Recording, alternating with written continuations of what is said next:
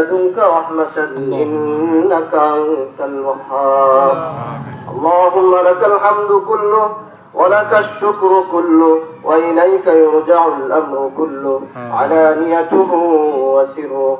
اللهم ربنا لك الحمد بما خلقتنا ورزقتنا وهديتنا وعلمتنا وأنقذتنا وفرجت عنا.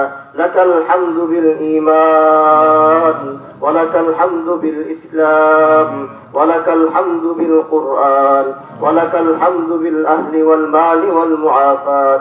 اللهم اهدنا فيمن هديت اللهم اهدنا فيمن هديت اللهم اهدنا فيمن هديت وعافنا فيمن عافيت وتولنا فيمن توليت وبارك لنا فيما أعطيت وقنا برحمتك واصرف عنا شر ما قضيت إنك تقضي ولا يقضى عليك إنه لا يضل من واليت ولا يعز من عاديت تباركت ربنا وتعاليت.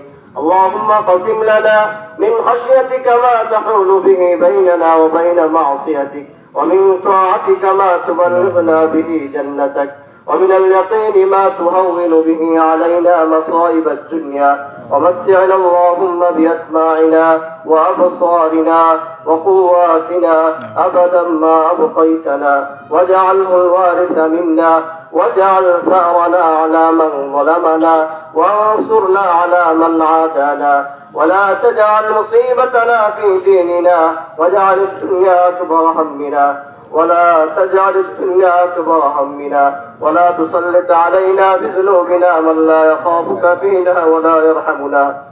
اللهم إنك عفو كريم